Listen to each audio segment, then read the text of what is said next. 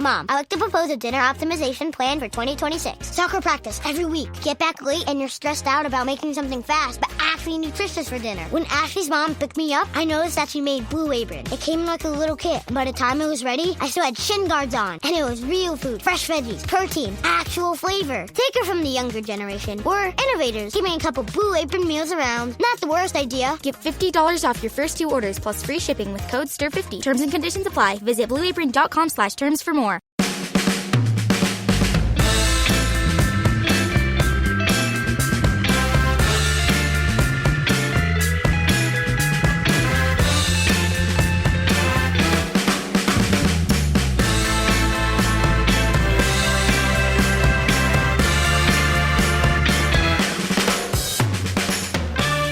There's no question for that. What's going on, Ed? Why did that sound weird? That sounded weird. What was going on with that new music? And there's some like funny artwork in my feed. What? Ladies and gentlemen, welcome to a brand new era.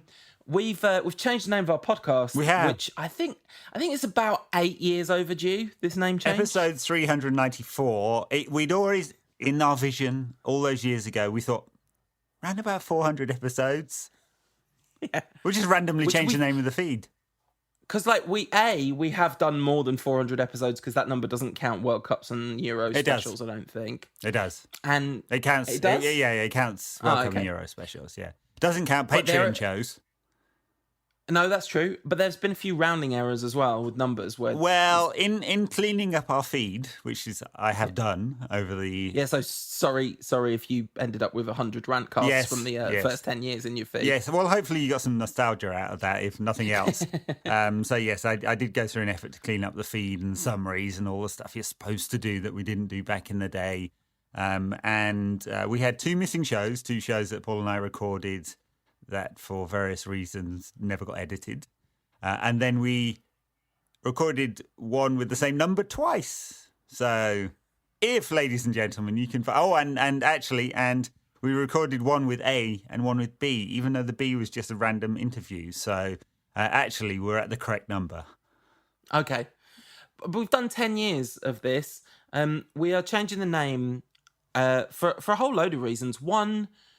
I mean, the name's never really reflected the show. The name came out of the blog, which I think it really did represent where you were at with Man United in 2005. Rage. You see, I was way ahead of Arsenal Fan TV and all of that kind of stuff.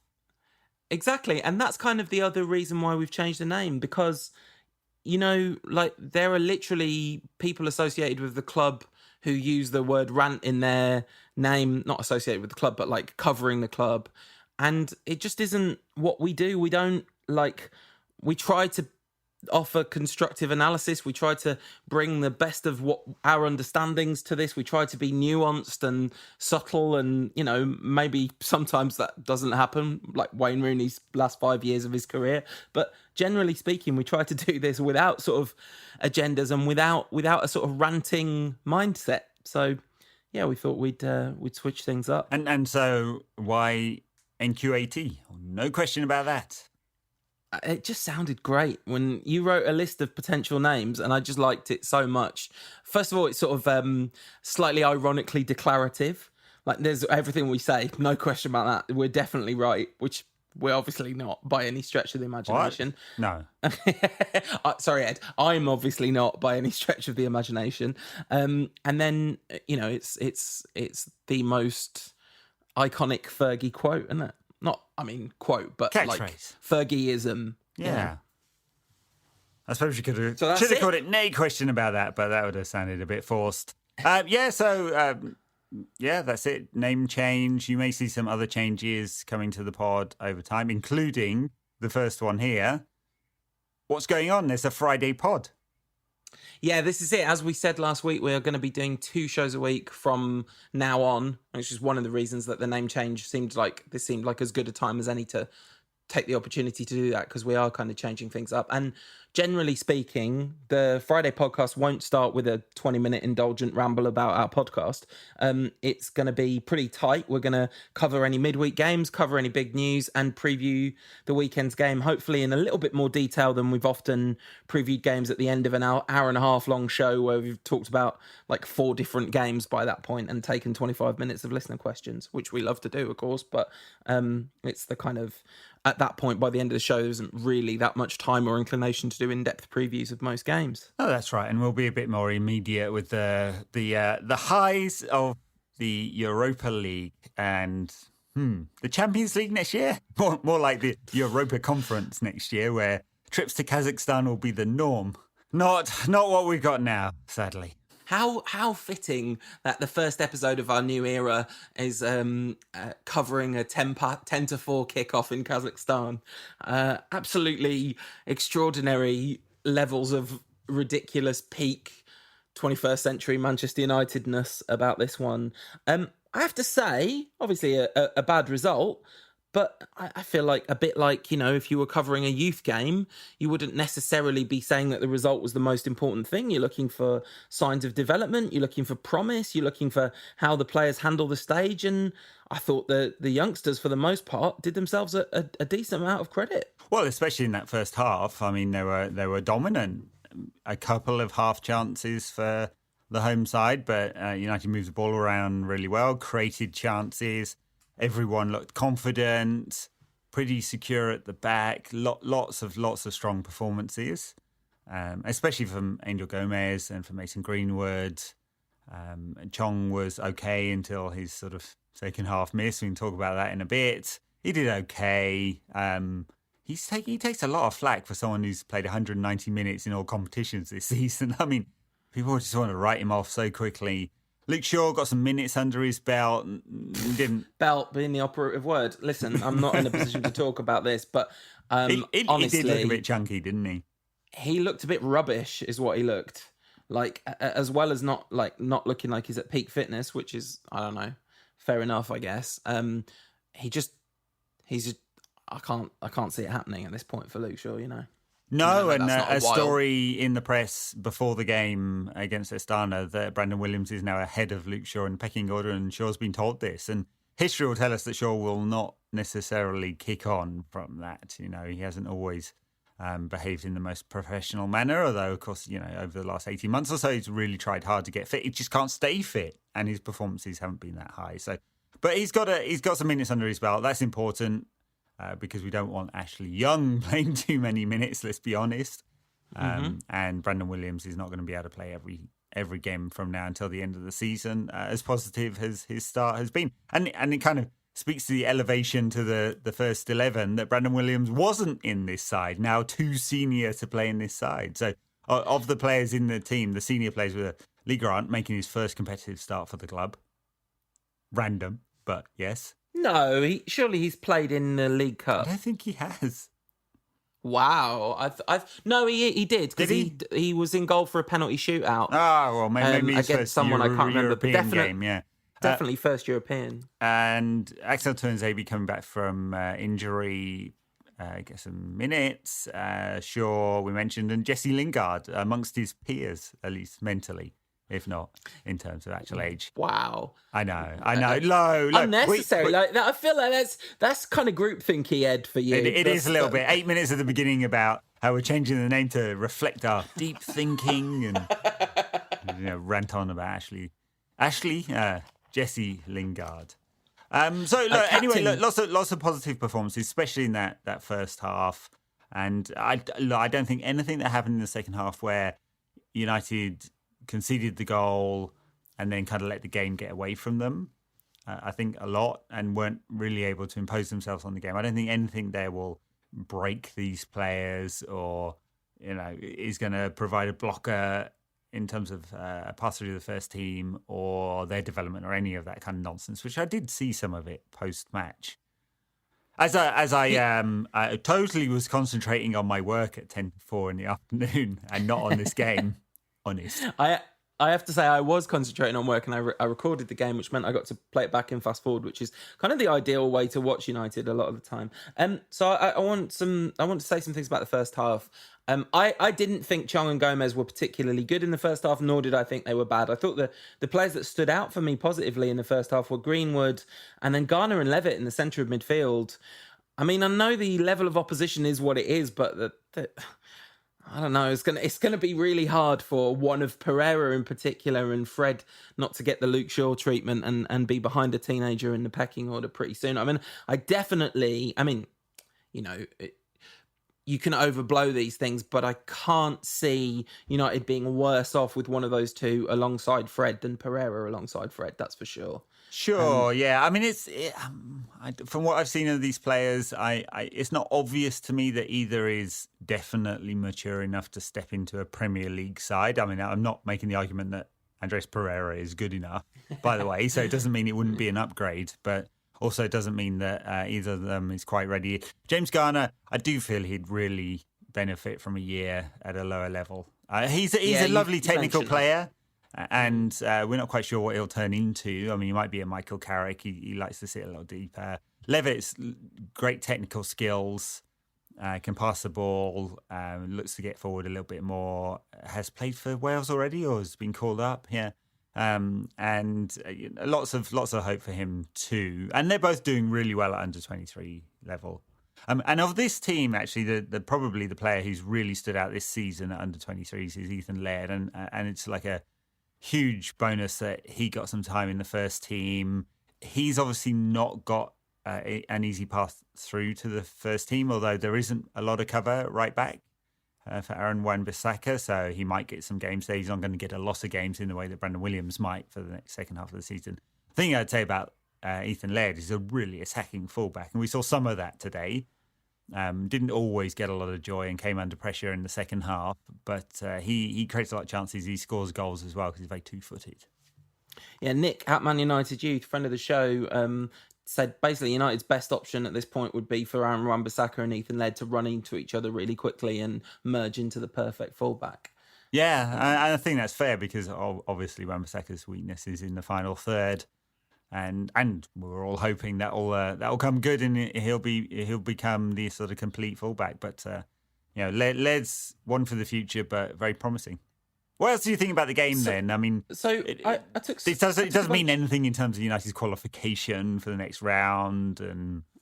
First or second place in the group is up for grabs, and that is kind of important. But you'd think we're going to beat Alkmaar at home. You think so? I mean, it depends how much of a gamble Ollie wants to take because he could play a similar lineup in that game as well. I mean, I think the question about the lineup is very interesting, and I wonder if the game wasn't in Kazakhstan, I think it's less likely that they would have done it because I think it's almost like you look at the calendar and you go, actually, do you know what? We're going to make this a non-issue for the first team squad by.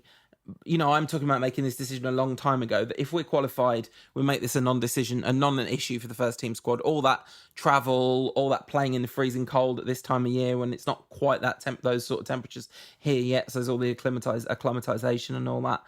You just go, okay, we're going to take a squad of kids. And I do think it was the right thing to do. It was an opportunity to do it in terms of blooding the young players, but it's also an opportunity in terms of resting a very stretched to kind of breaking point first team squad. So I think that was all good and sensible. Second half, I actually thought, really, they only got on top for 15 minutes or so, just kind of did the damage. And the first goal, I don't think any United player really did too much wrong. And Bernard actually did quite well. It was really tight to the player. And he was a bit unlucky that the shot went through his legs, I thought. And then the second goal, I mean, what Luke Shaw was doing for that goal is absolutely crazy because, first of all, he jogs back on the counter-attack, kind of gets away with that because the counter-attack is not particularly fast. But instead of going to cover his position, I don't know if he didn't look to see if anyone was covering, but first of all, he's asking Angel Gomez, a tiny winger, to do it, even if someone is covering his position. And secondly, Gomez was nowhere near ready to do that. And Shaw had plenty of time to get out to the cross if he'd gone wide instead of central. Well, welcome, kids, to Luke Shaw's positioning. Lesson number one. Yeah. And then I just felt awful for Bernard, who had actually tried to score an own goal a few minutes earlier than that. And how it wasn't an own goal was kind of amazing, given that he absolutely lashed at it from 3 yards out. but seeing the close-up of his face was really horrible because you could see he was trying to keep it together and in a state of like slightly dazed shock, and you feel really sorry for him at that point. So I hope they're all looking after him really well. Oh, I'm sure, and look, if he's composed enough, he'll write that one off pretty quickly. And again, he's performed well enough at under 23 level that he's earned that call up, I think. And I suppose at the other end, we briefly mentioned Chong earlier, just a horrible miss from Luke Shaw's only good moment in the game, bursting down the left into the box and squaring it back. And Chong, he had all the time in the world. He really should have just taken a touch and rolled it in. The one thing he did brilliantly in that was the movement and positioning he was in exactly the right place. And we've seen a lot of times the senior team this season not have anyone in those positions for those kind of cutbacks across the sort of 6-yard box. So, as badly as he did for the finish, he did well to be in a position to have that chance. Yeah. And he'll score an awful lot more of those in his career than he'll miss. Oh, so sure. I think kind of... And he does score goals, Chong, because he can come out off either foot, off either flank. He's an attacking player. He's just not quite ready for the first team. And I have to say, I think the boneheads on Twitter who are having a go at him after the equivalent of 2 games as a professional, basically, are being very premature on this one. Luckhurst was... joining in today. I mean, please. Honestly, like being back on Twitter, I've blocked him, not because he's ever said anything nasty to me or done anything nasty to me, but I just don't want to accidentally find out what he thinks about anything. Because like after the way he treated fans in general over the Fabinho versus Matic thing, he kind of lost all credibility, really. And just it's you can be wrong. God, how many times I've been wildly wrong about players or managers or whatever on the show, but it's the attitude of certainty that you're right and everyone else is wrong that bothers me. But anyway, just a few notes on stats from the game, which I thought was kind of interesting, really. Proper of not much, really, but let's go for it. 20 shots. There can't have been many games this season when the Manchester United has taken 20 shots. I mean, the full first team in Alkmaar only had about 5, I think. True, 5 on target. 2/3 of possession in this game says something about the technical qualities of this team, which I think is very high. 2/3 of possession in any game is great. Away in Europe, in minus 20 degrees, not bad. 27 take-ons, which tells you just how positive some of these kids are, willing to carry the ball forward, just willing to be super positive. So I'm not worried about the result at all. I think it's a huge bonus for a lot of these players. And say whatever you will about Solskjaer, and we've said plenty of negative things in the past few weeks, but a United manager being prepared to do that, being prepared to risk criticism for another loss, I think, it was a pretty brave decision, even if it is like our 4th choice competition in an almost dead rubber. Yeah, I mean, I also thought that Bugail Mella, I'm not sure about my pronunciation there, but first of all, that is a very solid double-barreled name. One of the very rare double-barrel names that doesn't sound like a Tory MP. Like Cameron Borthwick Jackson is like the Right Honourable Cameron Borthwick Jackson, but Bugail Mella not so much. But he came on for Chong, and a really good driving run from which Gomez did really well to win. And talk about take-ons, like they both took players on. Gomez won the free kick and then forced like a really good save out of their keeper. And that was like Gomez's best period of the game, because he shortly after that put in a beautiful ball from Greenwood, who got his positioning absolutely right, but kind of leant back on the shot and the ball went over to prevent an equaliser. Greenwood, who I think has by a margin the best centre-forward movement at the club apart from the manager at this point. Yeah, yes. Yeah, oh no, that's right. It's all natural to him, isn't it? And that's why he creates so many chances and he's able to take so many shots. And the stats folk would tell you that he's going to score a lot of goals as a result, you'd think. Yeah, and I do think, I mean, I'm a big advocate for AM9, but I think it will be increasingly nice to see when Greenwood plays, to see him play at the kind of tip of the spear, because he just, apart from his physicality, because he's so young, he has absolutely everything already to score. I mean, we saw, he's literally scored goal in the Premier League 4 days ago, so he can clearly score goals in the Premier League. And he's got to be managed carefully in terms of his physical development and stuff, but his intellect, his football intellect, is absolutely excellent, and it's such an advantage that he can score right foot, left foot, and header. Yeah, absolutely. And we spent a lot of time on the back of the show last week talking about Robin van Persie, and I know it's been said, and to the point it's almost a cliche, but his movement is so reminiscent, isn't it? Just natural and peels away from defenders. He's going to be impossibly difficult to mark. Yeah, absolutely, and he's just very thoughtful as well. You can see it, can't you? You can see he's a thoughtful footballer. All right, I guess that's the. I mean, it's a defeat away at a side in Kazakhstan. You'd think maybe it would be a bit more negative about it, but I feel like it'd be ridiculous to be excessively critical and negative over what was essentially a good performance by a bunch of very young players, let down by a couple of moments, including a moment of being badly let down by one of the players in the side who was supposed to be there for experience and seniority. Yeah. Very true. Okay, well, that's that for the Astana game. After this short break, we'll take you through a preview of the Aston Villa game.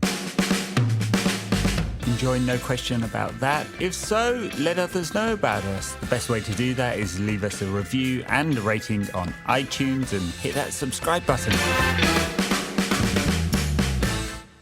I have seen a lady who plays the saxophone. Give her a big applause! So, Villa. What do we think about Villa then? A mixed bag of stuff this season. And they've taken a lot of L's, as you like to say. Defeat to Liverpool and City and Wolves in the last month or so. One at the weekend versus Newcastle. It doesn't look like they're in serious danger of being drawn into deep relegation trouble, but they're down towards the bottom end.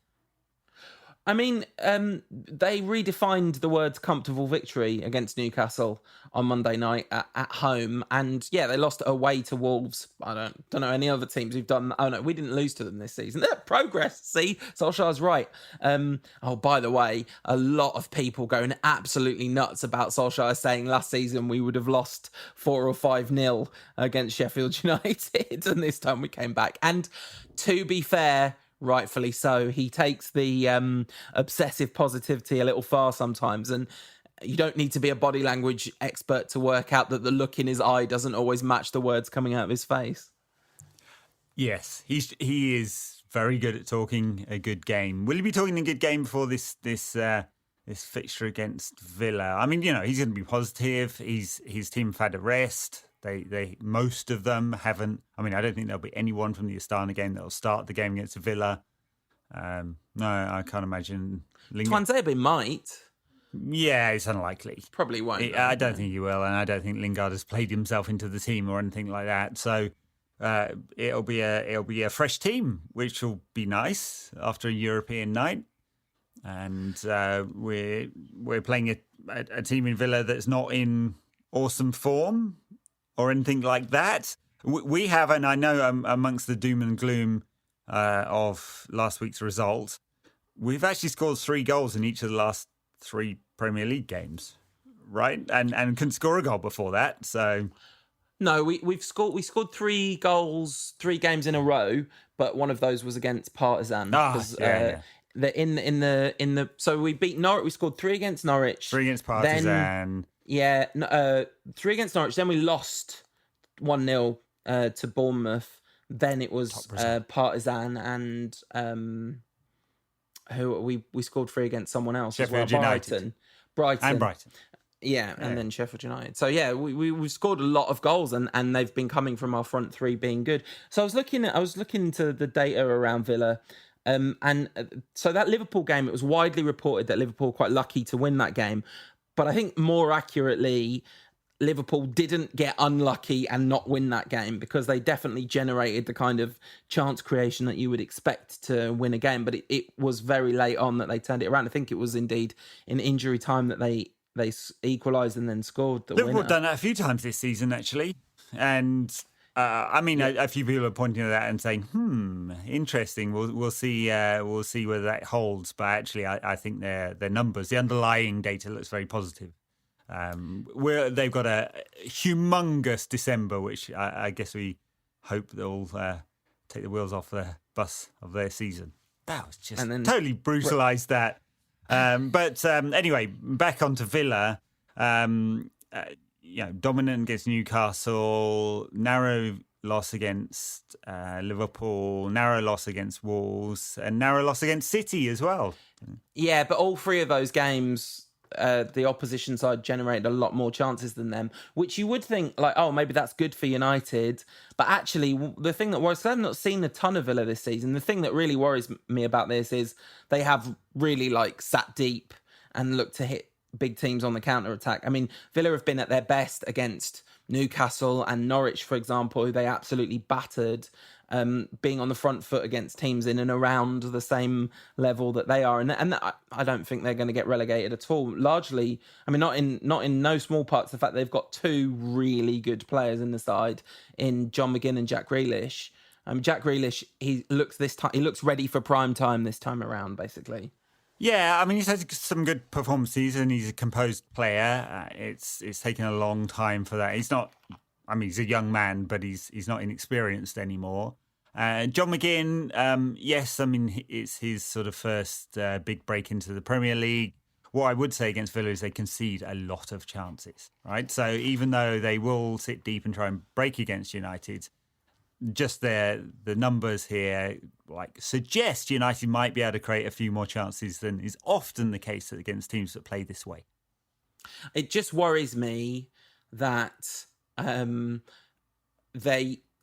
they create chances again. They give away chances against teams that are better at creating chances than United are, because would seem to be our weakness. One of the interesting things, looking down there, kind of who scored strengths and weaknesses. Weak against chances given up on the counter attack. So fingers and toes crossed. They actually try to come out with the ball, and we smack them on the counter attack, because we are actually genuinely good at that at this point. And we have some forward players in good form. So. Lingard. His partner in crime, Marcus Rashford, has been scoring a lot of goals recently. Martial is fit and presumably will start at number 9. Dan James didn't have a great game against Sheffield United, as we mentioned last week, but... Well, he was also easily one of the most influential and important players in the 4 minutes that United were good. Yeah. The whole 4 minutes, yeah. Oh, the cutback for the third goal. Great stuff. I mean, and when he does that kind of stuff, you see there's a real opportunity for him to develop. There's a lot of maturity in parts of his game. It doesn't all come together at the same time, but he's 21, first season in the Premier League. After that game, it was kind of interesting what Solskjaer said about him. Said he's the best defensive winger in the world, which I think was a little too much. What he's saying is he's good at tracking back. Yeah, Solskjaer says a lot of stuff. I don't know. It's hard for him to retain any credibility. He's going to need. I mean, because we didn't even really talk that much about the tactics in that Sheffield United game, but it's been interesting listening to the takeaways and all the kind of analysis after the fact. I mean, look, we did talk a little bit about it, and Solskjaer got it desperately wrong, basically. I mean, not least Phil Jones. A little sidebar on Phil Jones. Piece out today saying although he has a clause in his contract that allows for a testimonial, he's self-deprecating enough to say that he won't be taking it up. Apparently, the quote is only his wife would come. No, only his mum and dad. Mum and dad. Yeah, that's even sadder. His wife doesn't want to come. I've seen a lot of people say that this made them feel sorry for Phil Jones, which I completely understand on a human level. I also think it makes me feel a little bit sorry for Manchester United, who've employed Phil Jones for 10 years and have not got a career worthy of a testimonial out of him. I mean, obviously injury has played a big part in that, but and in fact, honestly, probably the truth is injury is the single biggest reason why his development has consistently stalled. Oh, sure. Yeah, for sure. Look, he's not a better player now than he was when he was 18. Right, his game just hasn't progressed at all, and most of that's down to injury and just inability to be able to play any number of games in a row, you know, and it is a shame because like the raw ingredients there, he's become a bit of a joke, but that wasn't the way people saw him when he was a youngster. They really did see him as having the potential to be a really great player, as Ferguson said in his final game. So it's a shame, but you know, clearly you were right about Phil Jones when we talked about his contract, and I think I said didn't we have a debate about why Jones has signed a new contract, and I said it was asset protection. Now it's it might have been Phil Smalling, Chris Smalling, Mike Smalling, one of them. It's the same thing now. It's now an albatross around United's neck because like who will pay? We'd have to pay Jones off to leave. And so we've got this player that I'm pretty sure that Solskjaer doesn't want in the squad now here for the long term, another 4 years. 4 more years. I think we've probably exhausted all the Villa. I mean, the one thing is tactically they have played 4-3-3 most of this season.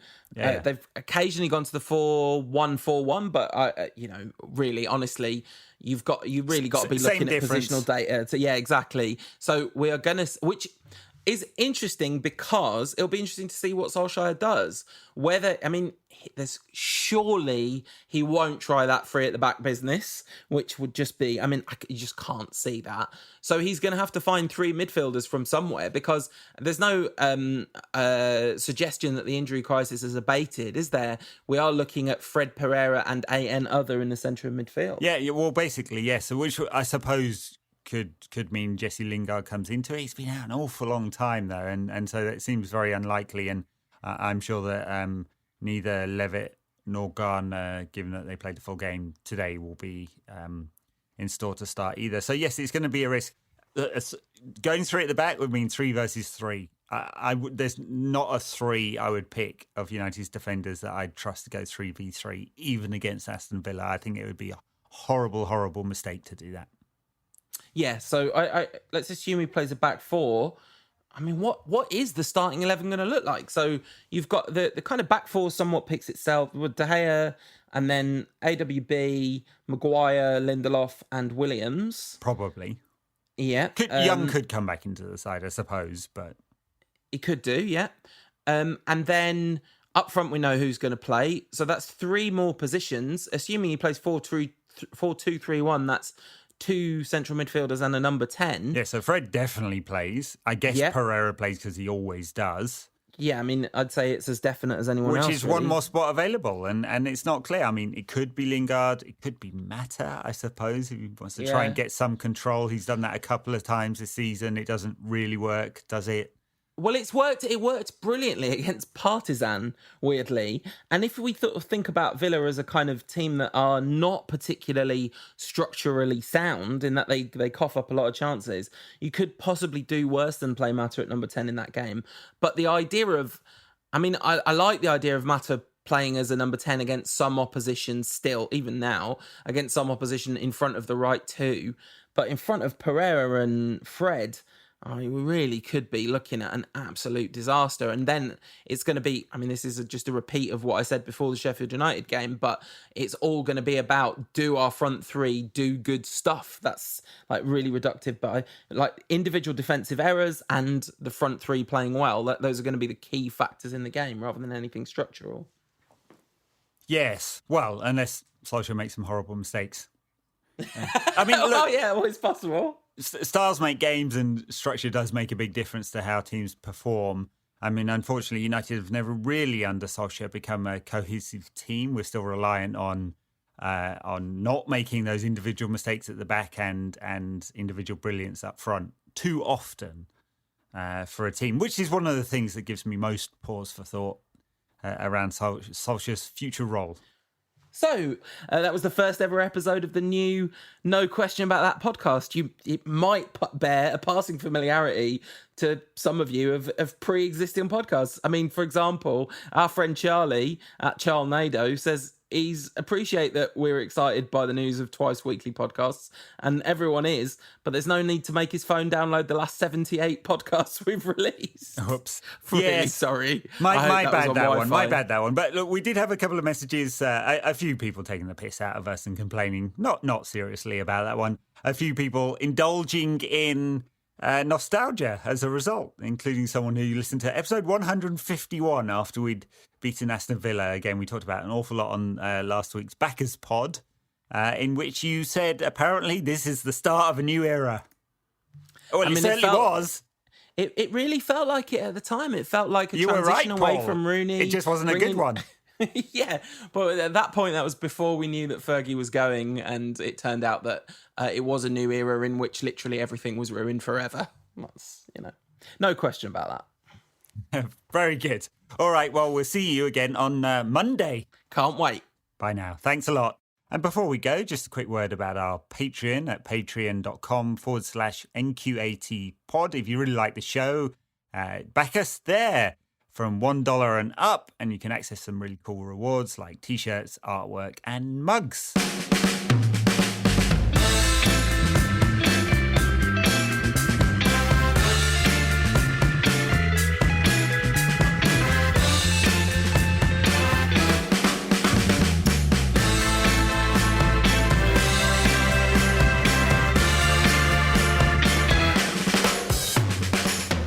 There's no question about that.